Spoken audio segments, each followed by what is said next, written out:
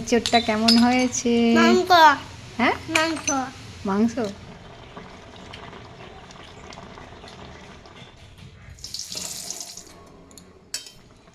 তোমরা আমাকে রোজই বলো, দিদিভাই তুমি কত রান্না করো, কে খায় গো, কতজন খায় গো? তাই আমি আজকে রাগ করে দেখো কিছুই রান্না করব না। আসলে তা না, আসলে আজকে আমার বাড়িতে বাজার মানে প্রায় শেষের দিকে। আর আমরা বাড়িতে 5 জন, আমার 2 মেয়ে, আর আমরা হাজব্যান্ড ওয়াইফ, আর আমার শাশুড়ি মা, আর আমার কর্তামশাইয়ের দোকানে একজন দাদা ভাই থাকেন, কাজ করেন, তো উনিও খান। আর উনি খান বলেই আমাকে একটু বেশি করে রান্নাটা করতে হয়। আজকে কিন্তু সেই দাদাভাই কাজে আসেনি, আসলে ধান তোলাতুলি চলছে তো তাই। আর তাই আজকে আমি দেখো কিচ্ছু রান্না করব না, ওই এক তরকারি ভাতই বলতে পারো। এঁচোড়টা ছিল গাছের এঁচোড়, আর যেহেতু ওই দাদাভাই কাজে আসছে না, তাই আমার বর সেভাবে বাজারও করতে পারেনি, তাই গাছের এঁচোড় ছিল। আমি দেখো কেটে ভাপ দিতে বসিয়ে দিলাম একটু।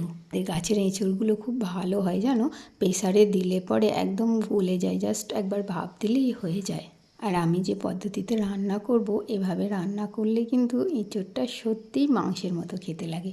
আর দেখো আমি পটল ভেজে নিচ্ছি।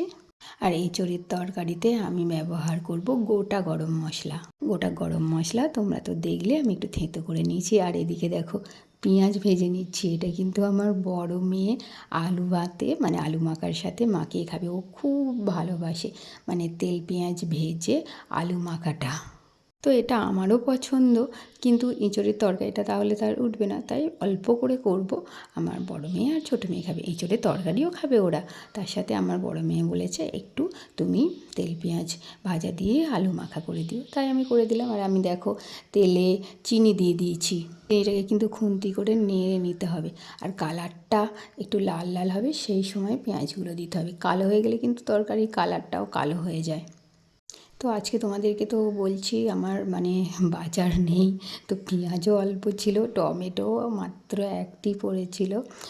তারপরে দেখো পেঁয়াজ, তারপর আমি রসুন দিয়ে দিলাম। তোমরা যারা এঁচোড়ের তরকারিতে মিট মশলা ইউজ করো, আমি তাদেরকে বলবো মিট মশলা ইউজ না করে তোমরা গোটা গরম মশলা একটু ভেঙে নিয়ে বা একটু গুঁড়ো করে নিয়ে তোমরা দিতে পারো। আমি দেখো তেজপাতাটা না দিতে ভুলে গিয়েছিলাম। আসলে রান্না করতে করতে এত কাজ নিয়ে ওই এক হাতে করে ভিডিও ধরে করাটা মানে খুব চাপের হয়ে যায়। আর আমার বাড়ি থেকে তো এখনও আমার ভিডিও করা নিয়ে সেভাবে সাপোর্ট নেই যে কাউকে বলবো আমার ফোনটা একটু ধরে ভিডিও করে দে। তাও আমার ছোটো মেয়ে মাঝে মধ্যে করে দেয়। আর দেখো আমি দিয়ে দিচ্ছি আদা। আদাটা দেওয়ার পর খানিকক্ষণ কষিয়ে তারপর কিন্তু জিরে ধনে এইগুলো তোমরা দেবে, কারণ আদাটা দেওয়ার পর কিছুক্ষণ কষিয়ে নেওয়ার জিরে ধনেগুলো দিলে কিন্তু তরকারির টেস্টটা আরও ভালো হয়। আমি কিন্তু বেশ অনেকক্ষণ ধরে কষিয়ে নিয়েছিলাম, তারপর একটু জল দিয়ে জিরে আর ধনে গুঁড়ো দিয়ে নিয়েছিলাম। আমি খুব একটা রিচ করব না, তাই অল্প করেই জিরে ধনে গুঁড়োটাও দিয়েছিলাম। দেখতে হবে মশলাটা যেন লেগে না যায়, আর মশলাটা যতক্ষণ না তেল ছাড়ছে ততক্ষণ কষতে হবে। তারপর আমি দিলাম দেখো গরম মশলা, আর দিয়ে দেবো একটু কাশ্মীরি লঙ্কা গুঁড়ো।